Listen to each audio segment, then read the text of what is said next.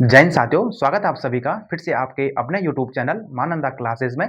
तो दोस्तों, जैसा कि आपने देखा था कि हम उत्तराखंड की परीक्षाओं के लिए एक नई सीरीज लेकर आए थे, जिसमें हमने 2 टॉपिक कंप्लीट कर लिए हैं। उत्तराखंड का प्राचीन इतिहास और उत्तराखंड का मध्यकालीन इतिहास, जिसमें कि हमने परमार वंश और चंद वंश को कंप्लीट कर लिया है। और अब हमारा जो टॉपिक चलेगा वो है उत्तराखंड में गोरखा शासन, जिसे कि हम उत्तराखंड के आधुनिक इतिहास के अंतर्गत पढ़ते हैं। तो ज़्यादा नहीं कहते हुए हम अपनी क्लास को स्टार्ट करते हैं।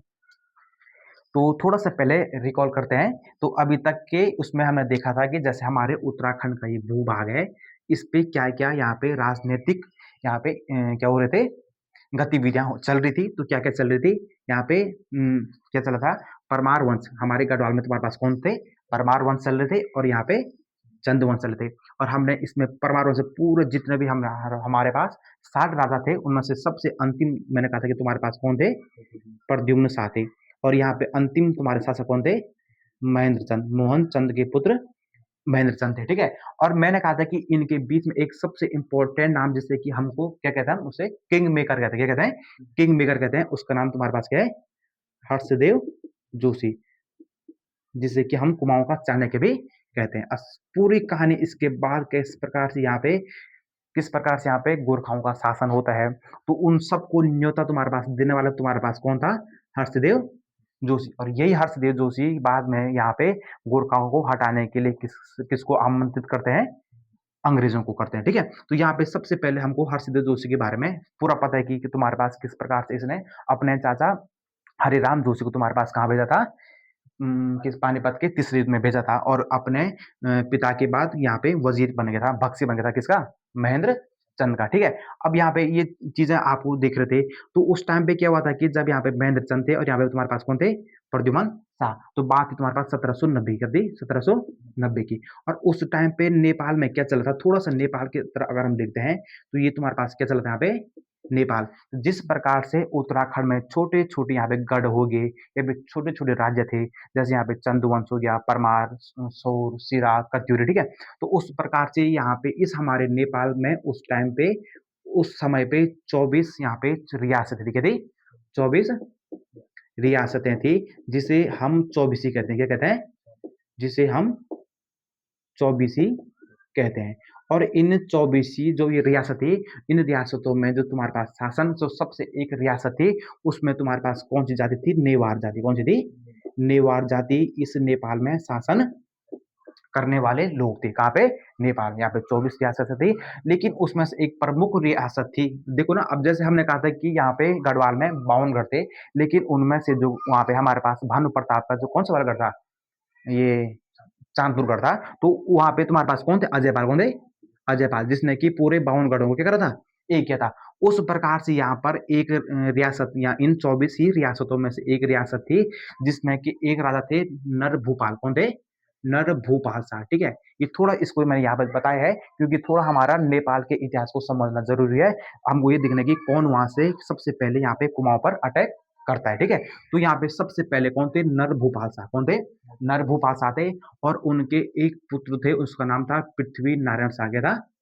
पृथ्वी नारायण शाह। और ये सबसे महान था क्योंकि इसने इन 24 रियासतों का क्या करा था? एकीकरण किया था। एकीकरण किया था। यहाँ पे थोड़ा सा एक लिखना कि इन 24 रियासतों का एकीकरण नरभूपाल शाह के पुत्र पृथ्वी नारायण शाह ने किया था, ठीक है? उसके बाद जब इसने इन 24 रियासतों को पूरा कर लिया था, अब देखो क्यों? क्योंकि छोटे-छोटे रियासत थी, पहले इसको जीता, फिर इसको जीता, धीरे-धीरे पूरा नेपाल का तुम्हारे पास क्या इसने एकीकरण किया। और इनकी सबसे इम्पोर्टेंट बात है कि जो तुम्हारे पास ये गोरखा लोग थे, इनकी एक नीति थी साम्राज्य विस्तार नीति। क्या थी? साम्राज्य विस्तार नीति को अपनाया था इन्होंने। और यही कारण रहा कि बाद में इन्होंने नीचे जहाँ पे तुम्हारे पास अंग्रेजों की टेरिटरी थी, वहां तक इन्होंने कब्जा कर लिया, जिससे कि आपको यहाँ पे पढ़ना है फिर उसके बाद गोरखा आंग्ल युद्ध पढ़ना है, ठीक है? तो इनकी साम्राज्य विस्तार नीति के कारण ये तुम्हारे पास अब अपने पश्चिम की ओर क्या करेंगे? विस्तार करेंगे। और उस टाइम पे यहाँ पे कौन थे तुम्हारे पास? सबसे मेन जो तुम्हारा वजीर थे, मतलब उस टाइम का तुम्हारा सबसे प्रमुख प्रधानमंत्री तुम्हारा कौन था? हर्षदेव जोशी। जो कि उस टाइम पे, अब देखो, उसके बाद तुम्हारे पास आए, एक आए प्रताप शाह। कौन आए? और एक इनमें आए रण बहादुर शाह। और इस रण बहादुर शाह के समय से ही तुम्हारे पास साम्राज्य विस्तार की नीति को एक चरमोत्सव पर पहुंचा उन्होंने। और उसके बाद उन्होंने अपने साम्राज्य को जब विस्तार किया, तो उनको न्योता किसने दिया था? हर्षदेव जोशी ने। तो अगर पेपर में आता है कि जब यहाँ पे गोरखाओं ने सबसे पहले उत्तराखंड में आक्रमण किया था, उस समय नेपाल का शासक कौन था? तो कौन था? रण बहादुर शाह। तो इस रण बहादुर शाह को हर्षदेव जोशी ने यहाँ पे न्योता दिया, उसका पूरा यहाँ पे साथ दिया और यहाँ से नेपाल सेना कहाँ जाती है तुम्हारे पास? गढ़वाल में एंटर कर जाती है, कुमाऊं में, ठीक है। तो उसमें तुम्हारे पास दो तीन चीजें आपको याद रखनी है। एक का नाम तुम्हारे पास क्या था? अमर सिंह थापा, सबसे इंपॉर्टेंट है अमर सिंह थापा। इसको बाद में काजी की उपाधि मिली। किसकी मिली? काजी की उपाधि, ठीक है। ये एक नेपाल के राजा द्वारा दिया जाने वाला एक है उपाधि है, ठीक है। काजी की उपाधि है जो कि किसी विशिष्ट सेनापति को दिया जाता है। यह एक ऐसा कार्य जिसने कि अपने साम्राज्य को विस्तार करने में विशेष भूमिका निभाई है। तो अमर सिंह थापा एक तुम्हारा था हस्तिदल चौधरी था, हस्तिदल। एक तुम्हारा क्या था? एक नाम था आपका सूरवीर सिंह थापा, ठीक है। ये आपको थोड़ा सा याद रखना है, सूरवीर सिंह थापा, ठीक है। ये एक और था, एक पांडे था कोई, ठीक है। इसको रहने दो आप। तो दो तीन चीजें याद रखनी है आपको। जब यहाँ पे रण बहादुर शाह ने, अब देखो खुद आए, ठीक है, खुद इसने यहाँ पे अटैक नहीं किया, उसने किसको भेजा यहाँ पे? अपने सेनापतियों को, जिसमें से कि सबसे प्रमुख तुम्हारे पास कौन थे? अमर सिंह थापा, हस्तिदल चौतरिया और सूरवीर सिंह थापा। और जब यहाँ पे नेपाल, यहाँ पे 1790 में इसके बुलाने पर और इनके कहने पर, रण बहादुर शाह के कहने पर यहाँ पे अटैक करते हैं। वो डेट तुम्हारे मैंने कहा था कि जनवरी 1790 में। किसमें? हाँ, और इसमें दो बार अटैक करते हैं। कितना बार अटैक करते हैं? दो बार अटैक करते हैं, ठीक है। दो तरफ से करते हैं, ठीक है। अब जैसे ये तुम्हारे पास यहाँ से नेपाल आ रहे हैं, तो जो तुम्हारे पास एक मैंने कहा था सोर, कौन सा वाला क्षेत्र है? सोर मतलब पिथौरागढ़। एक तुम्हारे पास कौन सा क्षेत्र था? ये चंपावत। कौन सा वाला क्षेत्र? चंपावत क्षेत्र। तो इन्होंने दो तरफ से यहाँ से इस चंपावत के बिसौन से होकर तुम्हारे पास एक अल्मोड़ा में गए और एक तुम्हारे पास कहाँ से आए? सोर से। कहाँ से आए? सोर में। तो एक 1790 में दो चीजों से, एक तुम्हारे पास बिसौन से, कहाँ से? बिसौन से तुम्हारे पास कहाँ आते हैं? अल्मोड़ा। कहाँ आता है? अल्मोड़ा में आता है। और एक तुम्हारे पास उसी 1790 में तुम्हारे पास कहाँ से अटैक करते हैं? गैतोड़ा गांव से। कहाँ से करते हैं? गैतोड़ा गांव से। या वो तुम्हारे पास कहाँ है? सोर में। कहाँ है? सोर में। तो दो जगहों से अटैक करते हैं। पहले पहले यहाँ से करेंगे, यहाँ से जैसे सपोज अल्मोड़ा है, तो पहले कहाँ से आएंगे? बिसौन से अल्मोड़ा जाएंगे और दूसरे तुम्हारे पास गैतोड़ा से आएंगे। इसे हम गैतोड़ा का युद्ध भी कहते हैं। तो 1790 में, और 1790 में इस पूरे युद्ध को बाद में जब अल्मोड़ा में आते हैं, यहाँ पर तुम्हारे पास कौन थे? महेंद्र चंद। उसे हम कहते हैं, कौन सा गांव कहते हैं? हवालबाग। हवालबाग का युद्ध। देखो इसको हम पहले की कक्षाओं में कंप्लीट पढ़ चुके हैं, चाहे हमने चंद में पढ़ा, चाहे पंवार में पढ़ा, ठीक है। तो हवालबाग का युद्ध तुम्हारे पास कब होता है? 1790 में। और वो तुम्हारे पास किसके बीच होता है? महेंद्र चंद और वर्सेज अमर सिंह थापा के बीच होता है। अमर सिंह थापा। इनकी सबसे बड़ी रणनीति हमेशा क्या रही कि एक तरफ से वार नहीं करते, ठीक है। कुछ इधर से, जैसे एक सुना होगा ना गोरिल्ला पद्धति, ठीक है। कुछ यहाँ से छिप के वार करेंगे, कुछ यहाँ से करेंगे। इसलिए इनकी उसमें दो तीन सेनापति इंपॉर्टेंट थे, अमर सिंह थापा, हस्तिदल चौधरी और सूरवीर सिंह थापा। तो इस प्रकार से हमको थोड़ा देखना है कि किस प्रकार से यहाँ पर नेपाल में क्या क्या यहाँ पे राजनीतिक गतिविधियां चल रही थी, किस प्रकार से उन्होंने अपने इसको एकीकृत किया था। और उन्होंने जब यहाँ पे अटैक किया तो यहाँ पे महेंद्र चंद था और उसको हवालबाग के युद्ध में इन्होंने महेंद्र चंद की यहाँ पे डेथ हो जाती है। और उसके बाद 1790 से करता वो 1790 से लेकर के 1815 तक, 1815 जब तक यहाँ पे अंग्रेज नहीं आ जाते हैं, 1815 तक यहाँ पे 25 सालों तक, कितने साल का? 25 सालों तक कुमाऊं पर तुम्हारा किसका शासन रहा? गोरखाओं का एक क्रूर शासन रहा तुम्हारे पास इन 25 सालों में रहा, ठीक है। तो अभी इसको हमको देखना है, इसके आगे होता क्या है।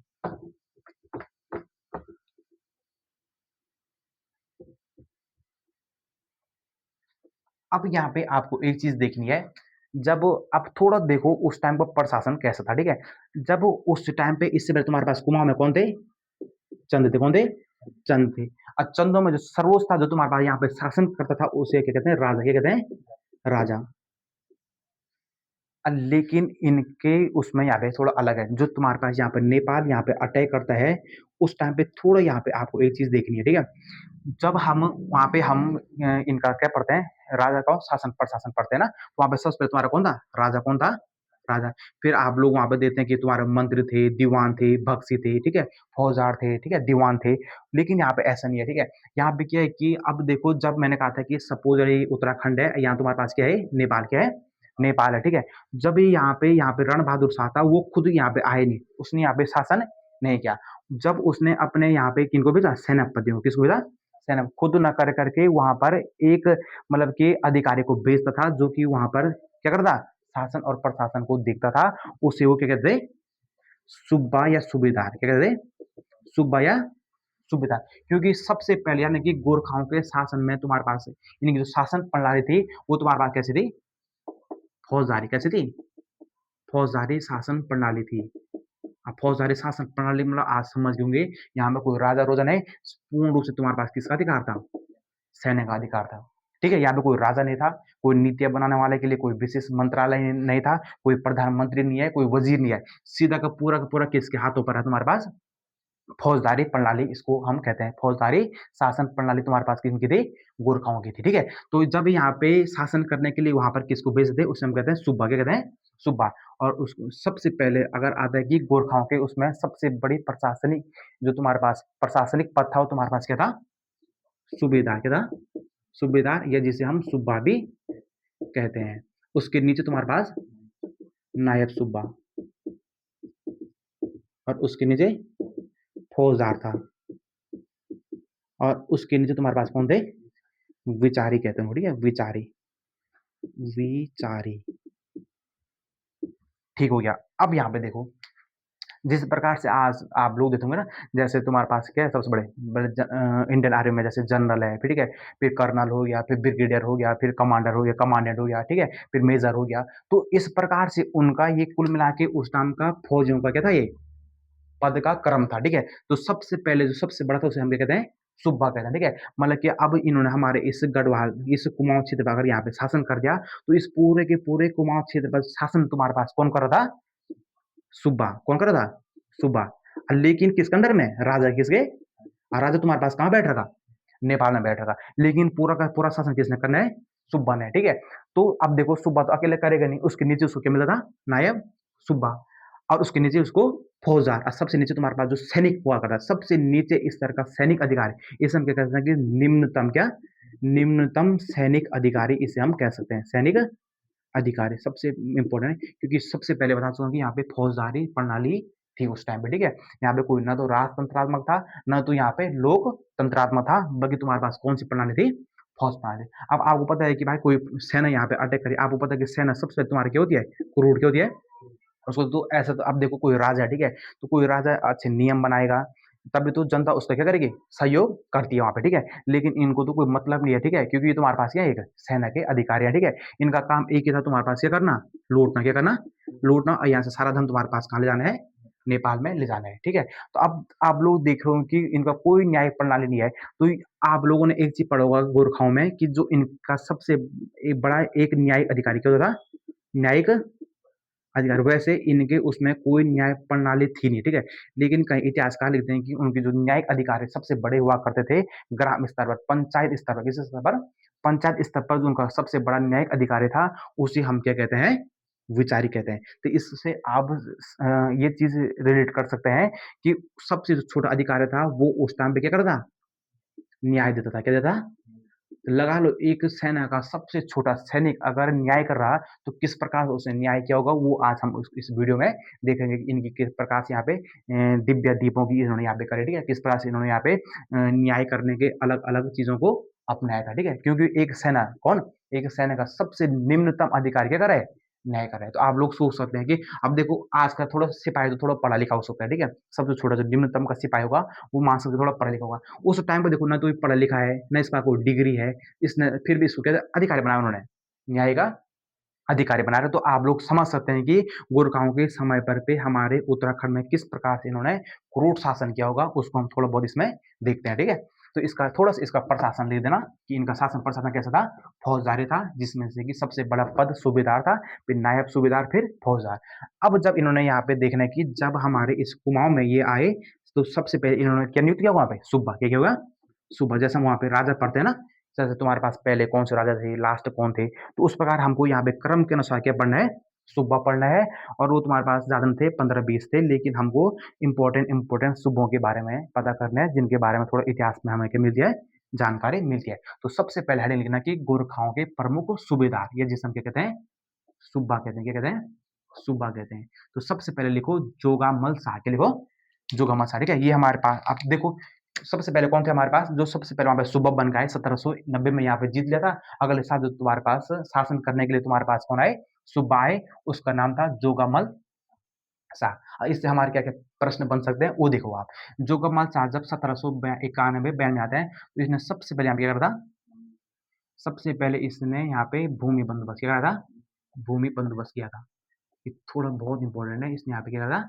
भूमि बंदोबस्त किया था, ठीक है? सबसे पहले अगर आता है, ठीक है? क्या आता है? भूमि बंदोबस्त। तो किसने किया था? आपका जोगमल शाह ने, ठीक है? और इसने यहाँ पे क्या करा था कि एक कर लिया था, उसे कहते हैं मांगा कर। क्या कहते हैं? मांगा कर। प्रत्येक व्यक्ति से किसे? प्रत्येक व्यक्ति से इसने कहा था कि क्या देंगे हमको? ₹1 टैक्स देंगे। कितना रुपए देंगे? ₹1 टैक्स देंगे। हर व्यक्ति यहाँ पे जो नाबालिग नहीं है, वो हमें ₹1 टैक्स देगा, उसे हम क्या कहते हैं? मांगा कर। सबसे पहले जोगामल शाह ने यहाँ पे भूमि बंदोबस्त कराया था, जिसमें उसने कि अलग से कर मांगा कर। अब देखो चंदों के टाइम पे हमने पढ़ा था कि एक था यहाँ पे 36 रकम 32 कलम। मतलब इतने सारे यहाँ पे टैक्स थे कि मैंने ये भी कहा था कि उस टाइम की जो यहाँ पे जनता थी, वो अपने घरों के छतों में यहाँ पे सब्जी को उगाते थे, ठीक है? कौन? जनता यहाँ पे। इतने सारे टैक्स थे। लेकिन इन चंदों ने किसने? इन गोरखाओं ने क्या करा कि इन चंदों के इन विभिन्न प्रकार के टैक्सों को क्या करा? बहाल रखा। क्या रखा? बहाल रखा, लेकिन कुछ अपने टैक्सों को उसमें क्या कर दिया? जोड़ दिया। लगाओ पहले से इतना टैक्स है, फिर भी उन्होंने इसके टैक्स के ऊपर क्या लगाया? टैक्स लगाया। अब जिसने मना किया तो देखो उसके साथ क्या करते हैं, ठीक है? तो इसने सबसे पहले भूमि कराया था और इसने कहा था कि जो 20 नाली भूमि पर किस पे? 20 नाली कितने रुपए देंगे? 20 नाली भूमि पर प्रत्येक व्यक्ति को ₹1 देना पड़ेगा, जिसे हम बीसीबी कहते हैं। क्या कहते हैं? बीसी कहते हैं, ठीक है? तो सबसे इम्पोर्टेंट इससे हमको बस 2 चीज़ याद रखनी है। जो उमल शाह है हमारे पास यहाँ पे सबसे पहले आते यहाँ पे क्या था? भूमि बंदोबस्त किया था। उसने देखा ना कि इतनी सारी भूमि है, किसी के पास कम भूमि है, किसी के पास ज़्यादा भूमि है, ठीक है? उसने फिक्स कर दिया कि भाई मतलब कि एक मतलब कि 20 नाली भूमि है और 20 नाली भूमि से हमको क्या मिलना चाहिए बल? ₹1 मिलना चाहिए, ठीक है? इसे हम क्या कहते हैं? बीसी कहते हैं। क्या कहते हैं? बीसी कहते हैं, ठीक है? ठीक हो गया और 20 नाली भूमि से ये हो गया, ठीक है? अब देखो भूमि में क्या होता है ना, जैसे यहाँ पे कन्फ्यूजन हो, टैक्स तो मतलब कि उसको पर ईयर करना है, क्या करना है? पर ईयर टैक्स देना ही देना है, ठीक है? लेकिन जो तुम्हारे पास ये बीसी कर है, ये हर मतलब कि भूमि के बाद जैसे आप लोग ना कि मतलब कि मतलब कि एक टाइम पे जो तुम्हारे पास क्या होती है? यहाँ पे खेती, एक टाइम की होती है तुम्हारे पास खेती। तो एक कभी-कभार कोई फसल हमारी कितने महीने होती है? 6 महीने में। तो हर फसल में तुम्हारे पास जितने भी होगी उस पूरे नाली में उसके तुम्हारे पास कितना चाहिए हमको? ₹1 चाहिए, ठीक है? ज़रूर नहीं कि नकद देगा। नकद बदले क्या दे सकता है? अनाज भी दे सकता है, ठीक है? दूसरा यहाँ पे इसने एक थोड़ा इम्पोर्टेंट है, इस यहाँ पे एक मुंडा कर लगाया। क्या लगा था? मुंडा कर। क्या लगा था? मुंडकर सॉरी क्या लगा था? मुंडकर, ठीक है? उस टाइम पे क्या हुआ होता था कि यहाँ पे जो मतलब कि ब्राह्मण लोग हो गए, ठीक है? ये भी क्षत्रिय हो गए, उस टाइम आप लोग देखते हैं कि प्राचीन काल में या मध्यकालीन इतिहास में बड़े बाल क्या करते थे? बड़े बाल रखने का तुम्हारे पास? बड़े बाल रखने का शौक था एक प्रकार से, ठीक है? ये हमारा वर्चस्व है कि ये बड़े लोग हैं, क्षत्रिय हैं या ब्राह्मण हैं, वो बड़े शिकार रखते थे। तो उसने क्या कर दिया कि जो बड़े बाल रहेगा उसपे तुम्हारे पास क्या बढ़ेगा तुम्हारा? टैक्स। ये इनका नया टैक्स था। इसे हम कहते हैं मुंडकर। क्या कहते हैं? मुंडकर। तो जोगमल शाह से हमको 3 चीज़ें याद रखनी है। सबसे पहले इसने भूमि बंदोबस्त कराया था और मांगा कर को लगाया था और 20 नाली भूमि पर ₹1 टैक्स लगाया था, जिसे हम बीसी कहते हैं, ठीक है? और इसने यहाँ पे मुंडकर लगाया। दूसरा तुम्हारे पास सबसे इम्पोर्टेंट है काजी नरशाही। क्या है? काजी नरशाही। ये बहुत इम्पोर्टेंट है, ठीक है इसमें। इसने क्या करा था कि अल्मोड़ा में कहाँ पे? अल्मोड़ा में इसने क्या करा था कि यहाँ पे एक है नरकोटी। क्या है? नरकोटी क्या है? नागरकोटी। नरकोटी है, कहीं पे उसको नागरकोटी कहा है, ठीक है? नागरकोटी के 500 ब्राह्मणों को क्या करा था इसने? हाँ, रात्रि में मारा था। मंगलवार की रात्रि को मारा। अब थोड़ी इसके पीछे कहानी देखो, आपको याद कैसे करना है। क्या हुआ था कि देखो जब ये दूसरा यहाँ पे 1792 में आया था ये काजी नरसाई यहाँ पे सुब्बा बन के आया था, तो इसने क्या किया जब ये शुरू-शुरू आया हुआ ठीक है? तो जब ये शुरू-शुरू मानते हैं कि इस नरकोटी में गया था, कहाँ पे? अल्मोड़ा के नरकोटी वाले क्षेत्र में गया था, तो वहाँ के ब्राह्मणों ने इसको क्या नहीं लगाया? मुँह नहीं लगाया, ठीक है? जैसे आ गया तो आ गया तो आ गया, ठीक है? मतलब कि उसने कहा कि तुमने मेरा क्या नहीं करा ढंग से स्वागत नहीं किया। मतलब कि उन्होंने देखा यार कि इनके मन में तो मेरे को डर है नहीं, तो उसने क्या करा कि वहाँ पे जो 500 ब्राह्मणों को एकत्र किया और अब उस दिन जो तुम्हारे पास दिन था, वो तुम्हारे पास कौन-सा था? मंगलवार। कौन-सा था? मंगलवार। और मंगलवार के दिन इसने क्या करा कि इन 500 ब्राह्मणों को एक साथ किया। अब देखो ऐसे वो भी जो नेपाली होते हैं, वो तुम्हारे पास क्या होते हैं? हिंदू होते हैं, ठीक है? तो उन्होंने भी इस चीज़ को माना कि यार देखो मंगलवार को हम क्या नहीं करेंगे? हत्या, ब्राह्मणों की हत्या नहीं करेंगे। उसके लिए उन्होंने रात को 12 बजे कितने बजे? रात को 12 बजे क्या करा कि इन 500 के 500 ब्राह्मणों का क्या कर दिया यहाँ पे नरसंहार, क्या कर दिया नरसंहार कर दिया। जिसे एक इतिहासकार एक नहीं इसमें एक लोकोक्ति भी है कि मंगल की इसमें थोड़ा सा लेना कि मंगल की रात और नरसाही नरसाही का पाला। इसमें थोड़ा-सा एक चीज़ नोट कर देना कि उसके लिए ये कहावत बनी है, ठीक है? अब देखो कितनी हैसियत मतलब कि उस टाइम पे दहशत देखो उसकी, ठीक है? किसी गाँव में जाना है, वहाँ के जो प्रतिष्ठित व्यक्ति है, जो वहाँ के प्रमुख अब देखो हम लोग देखते हैं कि उस टाइम पे ब्राह्मणों का आपको पता है कि वर्चस्व थोड़ा क्या था? अधिक था, ठीक है? क्योंकि ब्राह्मणों को चंदों के टाइम पे भी तुम्हारे पास वहाँ पे मृत्युदंड नहीं दिया जाता था, क्योंकि उनको सर्वोपरि रखा गया था, ठीक है? तो इसने क्या कर दिया कि उन 500 ब्राह्मणों की क्या कर दिया यहाँ पे हत्या कर दी और जिससे कि इतिहासकार क्या कहते हैं मंगल की रात और नरसाई का पाला, ठीक है? और काजी नरसाई से हमको इतना ही याद करना है। दूसरा तुम्हारे पास है अजब सिंह ख्वास, क्या है? अजब सिंह ख्वास, ये भी बहुत इंपॉर्टेंट है। इसने क्या करा कि 1500 ग्राम प्रधानों कितने को 1500 ग्राम प्रधानों का नरसाई क्या करा हाँ, इनकी सीधे लिखो इनकी इन्होंने हत्या कर दिया क्योंकि देखो जब ये यहाँ पे आए मैं कह रहा हूँ कि चंदों के टाइम पे जो इतने सारे टैक्स थे उनको उन्होंने बहाल रखा जैसे थे वैसे ही रखा बहाल मतलब होता है कि जैसे थे वैसे ही रखा लेकिन इन्होंने कुछ अपने टैक्स पेयर भी उसमें ऐड कर दी अब मानते हैं कि जब ये मानववाद जब ये सब गाँव में इन्होंने एक फरमान जारी किया कि अब से टैक्स तुम्हारा क्या हो जाएगा डबल हो जाएगा क्यों जाएगा अब से टैक्स तुम्हारे पास डबल हो जाएगा अब सारे ग्राम प्रधानों को यहाँ पे बुलाया कहा कि भाई तुमको क्या करना है जनता से आप टैक्स को क्या कर लेना है डबल वसूल करना है ठीक है तो इसमें जितने भी ग्राम प्रधान थे उन्होंने क्या कर दिया यहाँ पे टैक्स देने के लिए क्या कर दिया मना कर दिया तो उसने कहा कि अच्छा मतलब कि तुम हमारी क्या नहीं मान रहे बात नहीं मान रहे तो उसने क्या कर दिया कि इन 500 ग्राम प्रधानों को एक जगह पे क्या करा एक जगह पे इकट्ठा किया और इनकी यहाँ पे तुम्हारे पास क्या कर दी हत्या कर दी अब लगा लो आप आज की डेट में कोई आपके गाँव में आ गया और किसी ने बोल दिया कि तुमको इस पे भी टैक्स देना है, चलने पर टैक्स देना है, खाने पर टैक्स देना है, ठीक है? जंगल जाने में टैक्स देना है, अपने पशु चारकों पर टैक्स लगाने हैं।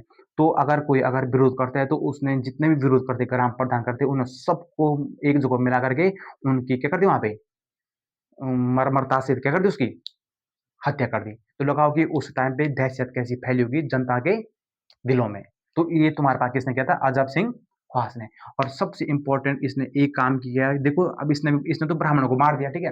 और उस टाइम पे मैंने कहा था कि कुली बिगाड़ तो पहले से, ठीक है? जिसे हम खैनी कहते हैं, ठीक है? इनकी भाषा में। तो उस टाइम पे जो तुम्हारे पास कुली बिगाड़ी थी, कुली बिगाड़ी थी। कुली बिगाड़ी कौन करता? आम जनता कौन करती? आम जनता और आम जनता में ब्राह्मण नहीं आते थे। ब्राह्मणों ने कभी दिखा आपने कि ब्राह्मण कोई कुली बिगाड़ी प्रथा कर रहा है? नहीं, क्यों? क्योंकि उसको राजा ने अपने जो राजभवन था उसमें उच्च पद दिया था। क्या दिया था? उच्च पद कि आप लोग हमें क्या दो, नीतियाँ बनाने में हमारे सहयोग करो, ठीक है? मतलब कि उनको मंदिरों में पूजा-पाठ का वो क्या था अधिकार था। तो उस इस नरसाही इस अजब सिंह ख़ास ने क्या कहा कि जब कोई पंडित को उसने कहा कि भाई तेरे को क्या ले जाना है? सामान ले जाना है, ठीक है? जब किसी पंडित ने मना कर दिया तो उसने कहा भाई कि हमारे क्या करते हैं लोग? पैरों की पूजा करते हैं। क्या करते हैं? मतलब कि हमारे पैर पूजे जाते हैं। ये किसने कहा था? ये ब्राह्मणों के वाक्य थे किनके समक्ष गोरखाओं के समक्ष उसने कहा कि उसने एक यहाँ पे थोड़ा सा लेना कि इसने उन ब्राह्मणों से फिर ये कहा कि ब्राह्मणों के पैर पूजे जाते हैं क्या करते हैं ब्राह्मणों के पैर पूजे जाते हैं ना कि सिर देखो उसने कहा कि ब्राह्मण जी ठीक है पंडित जी ठीक है आपके पैर पूजेंगे हम कोई बात नहीं लेकिन आपके सर नहीं पूछते इसलिए आपको बोझा किसमें उठा के ले जाना पड़ेगा सर पे रख करके ले जाना पड़ेगा तो ये किसका वाक्य था अजब सिंह लगाओ ऐसी प्रकार से उस टाइम पे उन्होंने यहाँ पे अत्याचार किया न तो देखो ब्राह्मणों को तो उन्होंने पहले मार दिया ठीक है क्षत्रियों को मार दिया जो थोड़ा मतलब कि उच्च कोटि के ब्राह्मण थे उन्होंने कहा कि भाई हम क्या नहीं जाएंगे कुली बेगारी नहीं करेंगे तो उन्होंने कहा कि तुम्हारे पैर पूजे जाते हैं ना कि तुम्हारा सर तो ये भी तुम्हारे पास किसका था अजब सिंह ख्वास का था ठीक है फिर तुम्हारे पास आता है अमर सिंह थापा अमर सिंह थापा तो आपको पता है कि जब 1803-4 में गढ़वाल में एक बड़ा भूकंप आता है तो 1804 में मैंने कहा था कि खुड़बड़ा के युद्ध में किसमें हाँ 14 मई एक ऐतिहासिक दिन है 14 मई 1804 को देहरादून के खुड़बड़ा के युद्ध में मैंने कहा था कि प्रद्युमन शाह की डेथ हो जाती है उसके बाद संपूर्ण उत्तराखंड में तुम्हारे पास अमर सिंह थापा क्या करते हैं कुमार और गढ़वाल दोनों मिलकर क्या करते हैं यहाँ पे गोरखा शासन चलाते हैं तो इसे ये तो हमने पूरा का पूरा पहले भी पढ़ लिया ठीक है फिर एक रहा इसमें चौतरिया बमसा क्या करना चौतरिया बमसा, इसमें सबसे इम्पोर्टेंट याद रखिए चौतरिया बमसा में यह पूरे उत्तराखंड में सर्वाधिक समय तक शासन करने वाला सूबा है। क्या है? सर्वाधिक समय तक, सर्वाधिक समय तक शासन करने वाले क्या है? सूबा, ये जिसे हम सूबेदार भी कहते हैं। ठीक है, तो सबसे अधिक सर्वाधिक समय तक शासन करने वाला सूबा कौन था तुम्हारे पास? चौतरिया बमसा था। ये तुम्हारा था 1797 से लेकर 1799 तक था, और दोबारा बन गया ये 1806 से लेकर 1815 तक। इसका मतलब कि जब यहाँ पे अंग्रेजों ने यहाँ पे अटैक किया था, उस टाइम पे तुम्हारे पास कहीं ना कहीं कौन थे? चौतरिया बमसा यहाँ पे क्या कह रहे होंगे? उत्तराखंड के कह रहे होंगे, सूबा रहे होंगे। ठीक है, और चौतरिया बमसा से थोड़ा सा इंपॉर्टेंट एक चीज याद रखना, इसने ब्राह्मणों पर कुसही का लगाया। क्या लगाया? कुसही कर। थोड़ा सा लिख देना यहाँ पे। ठीक है, ये कर देखो इसलिए बता रहा हूँ क्योंकि जितने भी सारे कर थे, मैंने कहा था कि उन्होंने चंदों के लगाए हुए करों को बहाल रखा, लेकिन उसमें जैसे इन्होंने मांगा कर हो गया। ठीक है, एक तुम्हारे पास कौन सा कर है? कुसही कर। अब कुसही कर क्या था देखो, ये तुम्हारे पास किस पर था? ब्राह्मणों। किस पर? देखो उन्होंने उस टाइम पे टारगेट उन्हीं को रखा जिनका कि थोड़ा सा क्या था यहाँ पे वर्चस्व था, क्योंकि मैं पहले कह चुका हूँ कि ब्राह्मणों को तुम्हारे पास कौन सी भूमि देते हैं? गुड भूमि। कौन सी भूमि देते हैं? गुड भूमि देते हैं। या विष्णु प्रीति क्या कहा था? विष्णु प्रीति भूमिका था। तो जब यहाँ पे मैंने कहा था कि पूरे चंदों के टाइम पे या परमार वंश में पूरा का पूरा भूमि का मालिक तुम्हारे पास कौन था? राजा था। लेकिन रौद भूमि, गुट भूमि, विष्णु प्रीति भूमि उस टाइम पे किसको देते? जागीर के तौर पर ब्राह्मणों को दी जाती थी। इसलिए उस टाइम पे सबसे ज्यादा मतलब कि एक रूप से धनी व्यक्ति तुम्हारे पास कौन थे? कहीं ना कहीं ब्राह्मण थे। किसको थे? ब्राह्मण। इसलिए इन्होंने सबसे ज्यादा टारगेट किस पे किया? ब्राह्मणों पे किया। ठीक है, तो इन्होंने कहा कि देखो अब सपोज दैट जैसे यहाँ से सामान जाना है नेपाल, कहाँ जाना है? नेपाल। तो अगर यहाँ से अगर नेपाल ट्रांसफर अगर सामान ले जाना है, तो इसमें तो ब्राह्मण भी शामिल होंगे। क्या होंगे? तो आप लोग एक सुना आपने बिसोण? क्या सुना? बिसोण क्या बोला? बिसोण। जैसे आप लोग गांव में, जिसके गांव में रोड नहीं गई, तो आप लोग देखते होंगे जब हम सामान ले जाते हैं तो जहां पर हम बैठने का, हर जगह पे एक हम ना बैठने का एक पॉइंट होता है, उसे हम क्या कहते हैं? बिसौन। और इस बिसौन की जब ये ब्राह्मण लोग मानते हैं कि जब ब्राह्मण थोड़ा काम छोड़ते हैं, क्योंकि शुरू से उन्होंने काम किया नहीं, तो जल्दी थक जाते थे, तो इसलिए हर बिसौन पे क्या करते हो? बैठ जाते थे। ठीक है, तो इसलिए उन्होंने कहा कि तुम काम चोरी मत करो, जितने बार तुम बैठोगे उतने बार, जितने बिसौन में आप बैठोगे उतने बार आपको क्या देना पड़ेगा? टैक्स देना पड़ेगा। और उस कर को हम क्या कहते हैं? कुसही कर। क्या कहते हैं? कुसही कर। तो कुसही कर वह कर था जो कि ब्राह्मणों पर बिसौन नामक स्थान पर लिया जाने वाला कर था, बार बार बैठने पर उनसे लिया जाता था। ठीक है, थोड़ा सा इनके बारे में, इनका समाज देखते हैं। इनका समाज कैसा था? देखो इनके समाज में थोड़ा सा गाय और ब्राह्मणों को क्या थे? मानते थे। ठीक है, लेकिन सभी गायों को नहीं, किनको? सिर्फ पांडे और उपाध्याय, पांडे और उपाध्याय ब्राह्मण, क्योंकि सारे ब्राह्मण को तो इन्होंने मरवा दिया था। सिर्फ कहीं ना कहीं ब्राह्मण को क्या थे? मानते थे, और गाय को भी ये पूज्य मानते थे। ठीक है, इनकी राजभाषा सबसे इंपॉर्टेंट की गोरखाओं की राजभाषा तुम्हारे पास कौन सी थी? गोरखाली थी। और लेकिन जब ये साहित्य लिखते थे तुम्हारे पास कौन सी भाषा में लिखते थे? नेवारी में, क्योंकि नेवार जाति कौन सी जाति थी? नेवार जाति थी। ठीक है, और जब लेकिन इनकी जो बोली थी कौन सी बोली थी? खसकोली, क्योंकि जैसे आप लोग आज तक देते होंगे जो हमारे पास उत्तराखंड है, उत्तराखंड की दो राजभाषाएं क्या है? दो राजभाषा, जैसे इनकी गोरखाली थी, तो हमारे पास कौन सी है आज के डेट में? एक हिंदी है, और एक तुम्हारे पास कौन सी है? संस्कृत। कौन सी है? संस्कृत भी हमारी क्या है आज के डेट में? उत्तराखंड की राजभाषा है, दूसरी राजभाषा। ठीक है, उस प्रकार से इनकी लेकिन हम बोलचाल में क्या कहते हैं? गढ़वाली और कुमाऊनी। तो वैसे इनकी कौन सी थी? खसकोली। कौन सी थी? खसकोली इनकी आम बोलचाल की भाषा थी। इनका प्रिय त्योहार तुम्हारे पास कौन सा था? दसाई, या जिसे हम क्या कहते हैं? दशहरा। और इसमें ये शक्ति माता की, किसकी? शक्ति माता की पूजा करते थे, जिसमें कि अपने हथियार, एक नाम सुना आपने? खुंखुरी। क्या सुना? खुंखुरी इनका एक प्रमुख तुम्हारे पास क्या था? हथियार था, जिसकी ये पूजा करते थे। और सबसे पहले इन्होंने सबसे महान काम देखो, एक सबसे बड़ा काम इन्होंने क्या करा कि इन्होंने मंदिरों में सदावर्त लगाए थे। क्या लगाए थे? सदावर्त लगाए थे। वेरी वेरी इंपॉर्टेंट है, क्योंकि सदावर्त किसे कहते हैं? जैसे आप लोग आज भी देखते होंगे, जैसे कहीं मंदिर मठों में जाते हैं, तो वहाँ पे सरकार या कोई ऐसे धनी व्यक्ति होगा, ठीक है, वो तुम्हारे पास क्या करा था? वहाँ पे लंगर व्यवस्था। कौन सी व्यवस्था? लंगर व्यवस्था। ठीक है, उनको मतलब कि जो तुम्हारे पास यात्री होंगे बद्रीनाथ, केदारनाथ, उस आज तो रोड है। ठीक है, तो पहले जमाने में लोग पैदल यात्रा करते थे, तो उन्होंने मतलब कि इन्हें गोरखाओं ने बद्रीनाथ और केदारनाथ या तुम्हारे पास जागेश्वर मंदिरों के मार्गों पर सदावर्त की व्यवस्था भी की थी। सदावर्त मतलब उनको रहने की व्यवस्था, खाने पीने की व्यवस्था, बैठने की व्यवस्था, ये सारा तुम्हारे पास किस बात है? सदावर्त में आता है। ये तुम्हारे पास इन्होंने लगाया था। ये इनका एक थोड़ा सामाजिक व्यवस्था है, और थोड़ा इस बारे में इसको कर देखते हैं, थोड़ा इसको आप स्क्रीनशॉट ले सकते हैं। तो अभी तक हमने देखा कि यहाँ पे गोरखाओं ने किस प्रकार से यहाँ पे क्रूरता से यहाँ पे क्या-क्या शासन किया, जनता का यहाँ पे पूर्ण रूप से यहाँ तुम्हारे क्या शोषण किया था, ठीक है? अब थोड़ा-सा यहाँ पे एक हेडिंग लिखना कि गोरखाओं की न्यायिक व्यवस्था, गोरखाओं की न्यायिक व्यवस्था, ठीक है? अब जैसे आज के डेट में आप लोग देखेंगे कि हमारी न्याय व्यवस्था कैसी है? जैसे सबसे पहले हम देखते हैं कि गाँव में पंच होती है, क्या होती है? पंच होती है, ठीक है?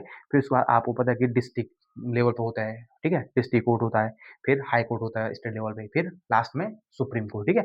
तो उस टाइम पे मैंने कहा था कि देखो यहाँ पे कोई राजा तो है नहीं, ठीक है? राजा यहाँ पे था नहीं, ठीक है?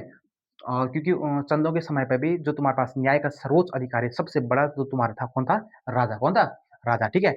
लेकिन इनके समय पर राजा तो नेपाल में था, तो सारा तुम्हारे पास काम कौन देख रहा है? कौन देख रहे हैं? सूबा देख रहे हैं। और सूबा के नीचे मैंने कहा था कि नायब सूबा, फिर फौजदार, फिर विचारी। तो सबसे छोटा सैनिक तुम्हारे पास उस टाइम पे लेकिन 1 ग्राम स्तर पर, किस स्तर पर? ग्राम स्तर पर ही तुम्हारे पास ये होता था। अब जैसे किसी गाँव में ऐसे नहीं कि जैसे उस टाइम पे सपोज़ देखो सपोज़ उत्तराखंड है, छोटे-छोटे गाँव थे उस टाइम पे कुमाऊँ में, ठीक है? तो उस टाइम पे मैंने कहा था कि पूरा तो तुम्हारा कौन कर रहा है? सूबा कौन कर रहा है?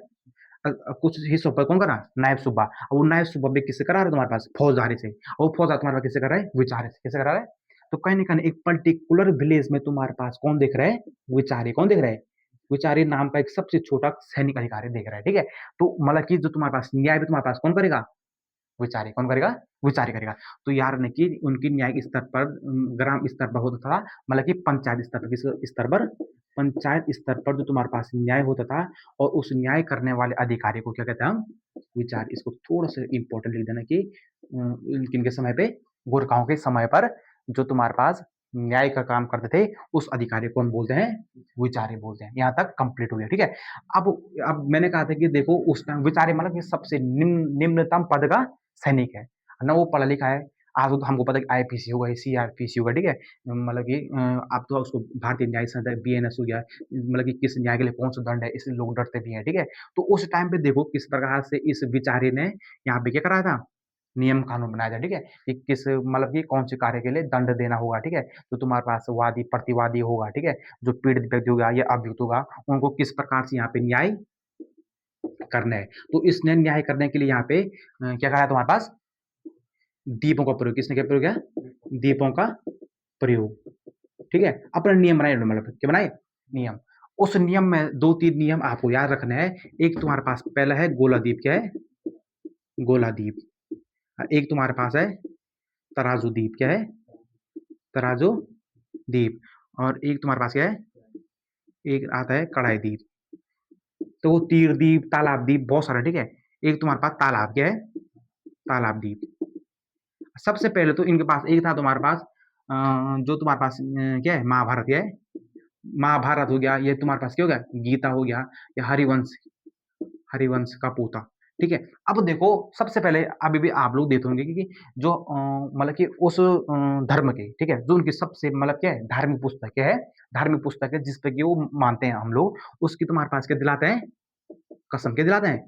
कि इसके ऊपर आप हाथ रखो कि नहीं कहते अभी भी आप लोग दे दोगे कि मैं जैसे आज की डेट में तो लोग संविधान की कसम खाते हैं या फिर गीता को जिसको हम एक प्रतिष्ठित हमारे पास क्या है यहाँ पे एक हमारी धार्मिक पुस्तक है, ठीक है? तो उसमें ऊपर के हाथ रखते हैं कि भाई कसम खाकर कहता हूँ कि मैं जो बोलूँगा सच बोलूँगा, ठीक है?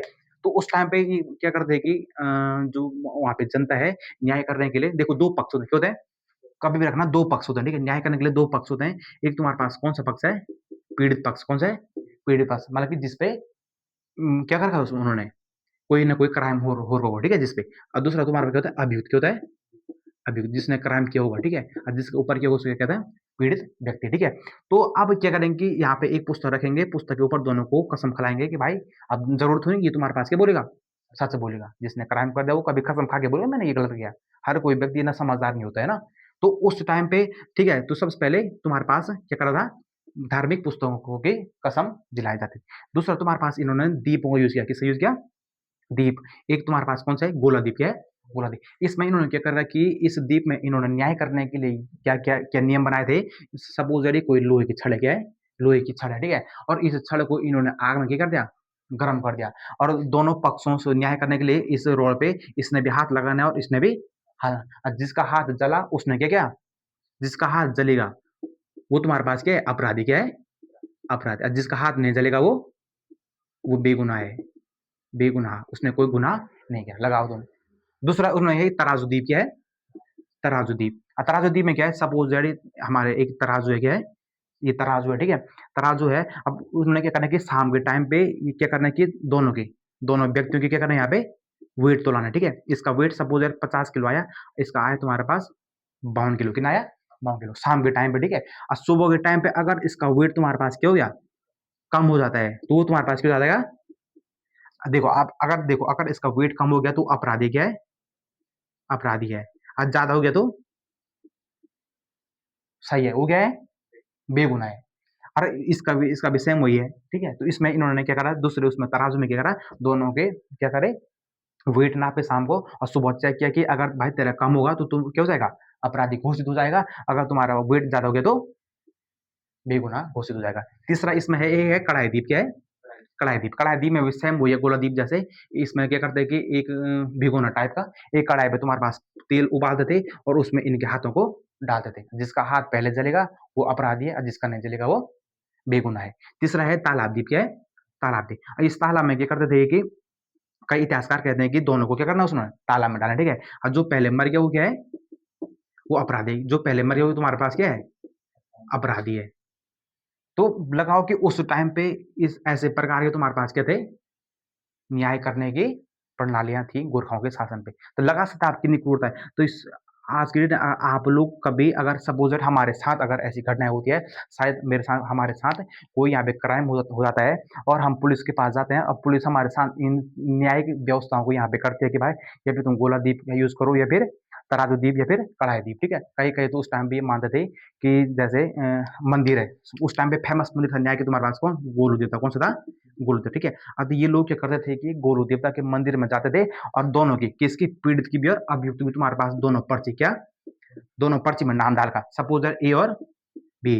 गोलू मंदिर में गए, और वहां पुजारी ने क्या करना है कि एक मतलब कि एक पर्चे को निकालना, क्या करना है, एक पर्चे को निकालना, और जिस पर्चे पे जिसका नाम होगा वो तुम्हारे पास हो जाएगा, अपराध हो जाएगा। लगाओ इस प्रकार के उस टाइम पे कहते न्यायिक प्रणाली थी, यहाँ पे न्याय करने की विधियां थी, किस टाइम पे, गोरखाओं के समय पे। तो क्या अगर सपोज आज के वर्तमान समय में हमारे साथ इन चीजों का यूज होगा, तो क्या हम कभी मतलब कि न्याय की मांग करेंगे, चाहे कोर्ट से चाहे सुप्रीम कोर्ट से, नहीं करेंगे। उनको पता है कि भाई अब सब जरूरत होने कि उसका हाथ जलेगा, ये डूब के पहले मर जाएगा, ठीक है। तो इसलिए जनता ने कभी भी क्या नहीं करा, कभी भी न्याय की इनसे मांग नहीं करी। कभी भी कोई चोरी हो रही है, कोई किसी की हत्या कर दे रहा है, ठीक है, किसी का बलात्कार हो जा रहा है, कितना भी क्राइम हो रहे, तो उन्होंने कभी भी क्या नहीं करी, अपनी मांगों को नहीं रखा। क्यों, क्योंकि उनको पता था कि इन्होंने हमारे साथ इस हिसाब से क्या करना है, यहाँ पे न्याय को दिलाना, ठीक है। तो इनकी न्याय व्यवस्था यहाँ पे सबसे दयनीय थी, क्या थी, दयनीय थी। अगर पेपर में आता है कि इनकी न्याय व्यवस्था तुम्हारे कैसे थी, दयनीय थी। अगर पेपर की दृष्टि से एक इंपॉर्टेंट है कि जो तुम्हारे पास न्याय अधिकारी था उसे क्या कहता है,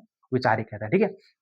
ठीक हो गया। थोड़ा सा इनके कर देख लो, ठीक है। टैक्स कोई मतलब कि इसमें कम दे रखा और हमारे किताब में बहुत ज्यादा दे रखा, ठीक है। क्योंकि मैं कह रहा हूँ कि जब चंदों और परमारों के जो तुम्हारे पास टैक्स थे, वो इन्होंने ज्यों के त्यों रखे, लेकिन उसमें कुछ अलग अपने भी जोड़े, उसको हमको देखना है, ठीक है। जिसमें एक तुम्हारे पास कौन सा है, पुंगाड़ी कर है, इससे हम क्या कहते हैं, भूमि का कर, ठीक है। ये एक प्रकार का भूमि कर है, ठीक है, भूमि से लिया जाने वाला टैक्स है। एक तुम्हारा टीका या भेंट कर, इस ये तुम्हारा कब होता है, जो अगर तुम्हारे पास कभी अगर शादी या विवाह हो जाता है, तो उस टाइम पे तुम्हारे पास क्या देना पड़ता है, टैक्स, टैक्स देना पड़ता है। एक तुम्हारा है मांग कर, क्या है, मांग कर। ये तो मांग कर तो हमने पहले में पढ़ा, ठीक है, जोगमल शाह ने किया था इसको, जोगमल शाह ने। और ये तुम्हारे पास प्रत्येक परिवार से किया जाता है, प्रत्येक नौजवान से, मतलब ये प्रत्येक जो नाबालिग है उससे लिया जाने वाला 1 रुपया टैक्स, उससे हम क्या कहते हैं, मांगा कर कहते हैं। और एक तुम्हारे पास है तिमारी का, क्या है, ये किसे लगा, ये जो तुम्हारे पास उस टाइम के सैनिक थे उनकी रक्षा के लिए सैनिकों को दिया जाने वाला कर। एक तुम्हारे पास है सलामी कर, क्या है, ये तुम्हारे पास नजराना कर था। नजराना मतलब अगर सपोज तुम्हारे गांव में कोई अगर सुबह आ गया या कोई भी गुरखा शासक आता है, तो उसको देखने सुबह अगर हमने उसको देख लिया तो उसको क्या देना पड़ता है, नजराना कर देना पड़ता है। एक तुम्हारे पास है मिजारी का, क्या है, ये तुम्हारे पास किस पता है, ये तो हमको हमने चंदों में पढ़ते हैं कि ये तुम्हारे पास उस टाइम के जो शिल्पकार लोग थे उन पर लिया जाने वाला कर। और इतिहासकार कहीं ये भी लिखते हैं, इसको थोड़ा सा आप लोग याद रखना, जो तुम्हारे पास शिल्पकार है उससे मानते कि लोग टैक्स नहीं लेते थे, बल्कि मैं इन जो शिल्पकार लोग थे इनसे फ्री में अपने राज परिवार में क्या कराते, कार्य करवाते थे, ठीक है।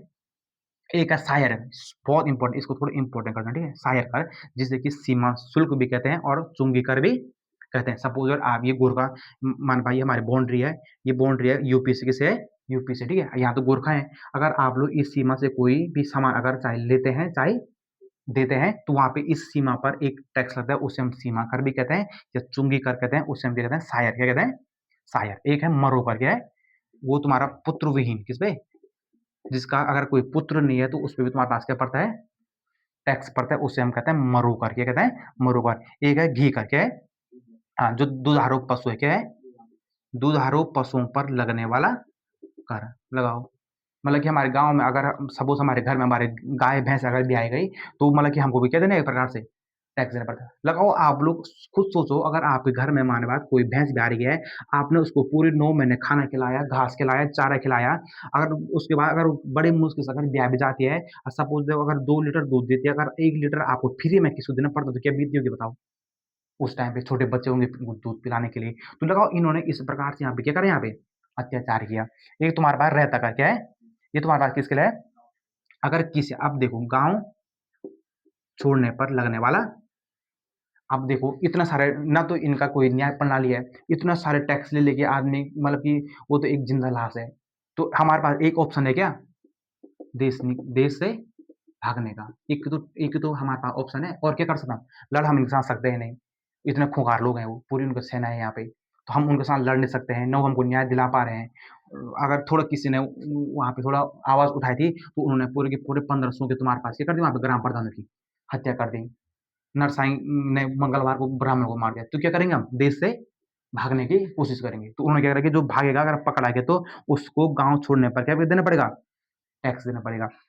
फिर बेहतर कर, कौन सा कर है, ये तुम्हारा कब लगता है, अगर किसी ने संपत्ति छिपा रखी, क्या करेगी, तो इसमें थोड़ा ना छिपाई हुई संपत्ति पर लगने वाला कर। अब ये मतलब मत कहना कि संपत्ति पे अगर छिपा के तो पूरी की पूरी जब्त हो गई, लेकिन उसके बाद क्या लगेगा, उस पे टैक्स देना पड़ेगा, उसे क्या कहते हैं हम, बेहतर कर, क्या कहते हैं, बेहतर कर। एक है सोने फागुन कर, क्या है, ये तुम्हारे पास इस नाम ही से लगा कि फागुन के महीने जितने भी सारे त्योहार होते हैं, तो त्योहार किसके लिए, त्योहार या मतलब कि उस टाइम पे इन शुभों के उत्सवों पर, किस पर, उत्सवों पर लिया जाने वाला, के लिए लिया जाने वाला कर। एक है पगड़ी कर, क्या है, हाँ, इसमें अगर तुम भूमि का क्या करते हो, भूमि का हस्तांतरण करते हो, हस्तांतरण मतलब होता है तुम्हारे पास क्या, किसी को किसी के नाम करने अगर, ठीक है, आपको संपत्ति, तो उस पर हमको क्या देना पड़ता है, पगड़ी कर, क्या देना पड़ता है। अब देखो जितने भी ये सारे टैक्स हैं, ठीक है, किसी न किसी किताब में इन्होंने लिखे होंगे ना, मतलब कि किताब तो क्या कह सकते हैं, लेकिन उन्होंने कहीं न कहीं इसको मतलब कि लिखा हुआ है, या भी किसी अधिकार को नियुक्त किया हुआ है, जो कि इन सभी टैक्सों का तुम्हारे पास लेखा-जोखा क्या करता है, लेखा-जोखा। तो उस प्रकार को कौन-कौन से टैक्स दिए जाने हैं, कौन देगा, कौन देगा, उस सब का संकलन हमने किसमें किया है, उसे हम कहते हैं बलि, क्या कहते हैं, बलि। मतलब कि उस टाइम के विवरण करों का विवरण, उसे हम क्या कहते हैं, बलिकर कहते हैं, ठीक है। तो और इसमें थोड़ा-सा आप लोगों को एक याद रखना है, जो तुम्हारे पास यहाँ पे अभी तक यहाँ पे क्या चल रहा है, गोरखा क्या चल रहा है, गोरखा। यहाँ तुम्हारे पास नीचे कौन चल रहे हैं, अंग्रेज कौन चल रहे हैं, अंग्रेज। अब बात चली है हमारे 1800 की, समथिंग 1800 की बात चली ना, 1804 की बात चली है, जब पूरे संपूर्ण उत्तराखंड पे यहाँ पे हो गया, शासन हो गया। हमको पता है कि 1800 में की 1757 की के जो तुम्हारा प्लासी युद्ध था, उसके बाद यहाँ पे थोड़ा-थोड़ा कौन आ गए थे यहाँ पे पूरे भारत में, अंग्रेज लोग आ गए थे, ठीक है। तो मतलब कि इसके बाद कहीं न कहीं अंग्रेज यहाँ पे क्या करेंगे, अटैक करेंगे, किनके साथ? गोरखाओं के साथ, ठीक है। तो आज हमने एक ही क्लास में गोरखा शासन को कंप्लीट करने की कोशिश करी, वैसे थोड़ा बहुत कंप्लीट हो चुका है, अगर कहीं पे अगर कोई टॉपिक अगर छूट जाता है, तो हम आपको नेक्स्ट वीडियो में बताएँगे। और आज के लिए इतना ही है, आई होप आप लोगों को क्लास अच्छी लगी होगी और आप लोग अच्छे से पढ़ें, क्योंकि परीक्षाएँ भी आपके नज़दीक है। तो आज के लिए इतना ही, जय हिंद।